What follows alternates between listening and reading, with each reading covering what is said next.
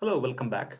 In this segment, I'm going to synthesize a program that will compute the maximum of three numbers. I want to have a program that will take three numbers x, y, z as input and will compute the second max. Okay. For example, if your input is say, let me call this as second max, right? Max 2 or something like that. Okay. So suppose your input is say 1, 3, and 2. Okay, the program should return 2 as the answer because 2 is the second max. Okay, and on the other hand, if the input is say 1 1 3, it should return 1.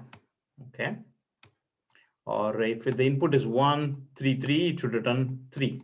Okay, so this is the program that I'm looking for. I want the computer to synthesize this max 2 for me, the second max. All right, I'm going to use the program synthesis technique to synthesize this.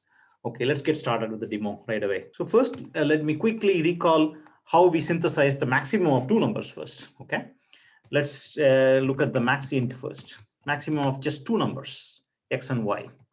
So this is something we talked about earlier. Instead of bit vector, I'm using integers in this case. So x and y are math integers, right?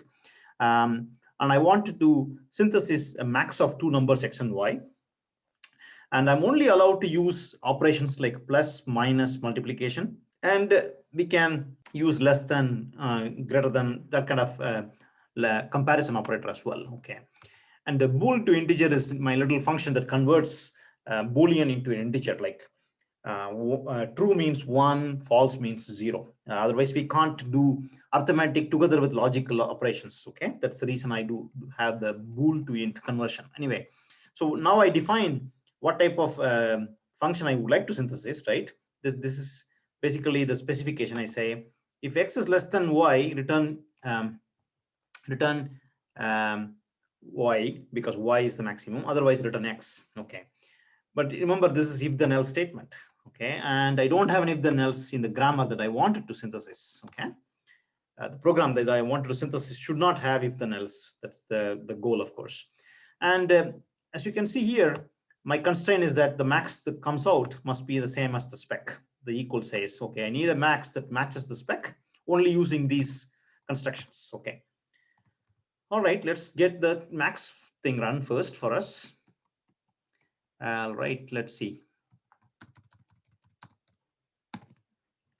Okay, so it's now synthesizing. Oh, I want a max int. So it was able to come up with the expression, which I will quickly write it here for you. It is nothing but x minus y times x less than y. Okay, let's think about it. Suppose your inputs are x and y, and let's assume x is less than y. Okay, so the answer should be, in that case, y, right? Okay, let's see what happens now. Let's assume x is less than y. That means this part will be 1. That's the bool to integer will make this is 1. Okay, now you have 1 into something is 1 x minus y in this case. And your x will get cancelled out with this x. So you're left with only y, which is the correct answer. Okay. And if your x is greater than y or equal to y, this part will become 0. When multiplying it with 0 is 0. So you'll get x, which is the perfect answer. Okay, so max works as expected. Okay, and now we can actually run the same for min as well, and we can very quickly check the min. Okay, let's run this for min, which is very, very similar, of course. Once you know how to find max, we can find min as well very quickly. Okay, so min is also synthesized. And now we want to synthesize. Okay, I copy and paste the max and the min code into this synthesis of the second max function. Okay, the second max function grammar is specified here. So you're only allowed to use the max and min. Okay, and nothing else. No if then else, nothing else. So you can imagine max and min as abstraction. Okay, and I, in this case, train by example because it's a little bit painful to specify more precisely what is the meaning of second max. You know, you have to specify a second max is a number which is greater than or equal to the first max, smaller than the let me put it this way. The second max is a number greater than the min, but smaller than the max if all the numbers are different. if the max is duplicate, then the second max is same as the max. That all these different corner cases you have to specify. But it's much easier to come up with a fairly complete set of examples, and then ask the computer to infer a program that matches this grammar. Okay, so and this specification. Okay, and let's see whether we can get a program for a second max. Yeah, we got it right away. So here comes the nice expression. Let me write it for you because this is in SMT syntax, which is a little bit difficult for untrained people. So, but I will write it in regular format, right? So what we are doing is we are actually computing second max. Let me use max2 of XYZ is equal to min of max of X comma Y. You could come up with these kinds of expressions manually, of course, but it will be not necessarily easy all the time. Okay.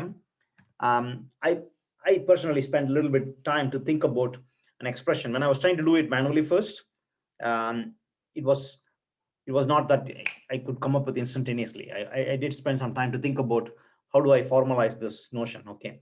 But anyway, it's nice that once you specify the grammar and give the examples, the synthesizer was able to come up with a nice expression like this. Okay, you can try.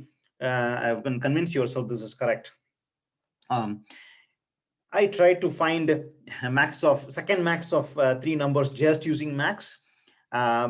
It turned out that was not possible just using the max expression. Yeah, maybe I'm incorrect, but that's okay. With min and max, you can immediately get the answer. Okay. All right. That's all. Thank you very much for your attention.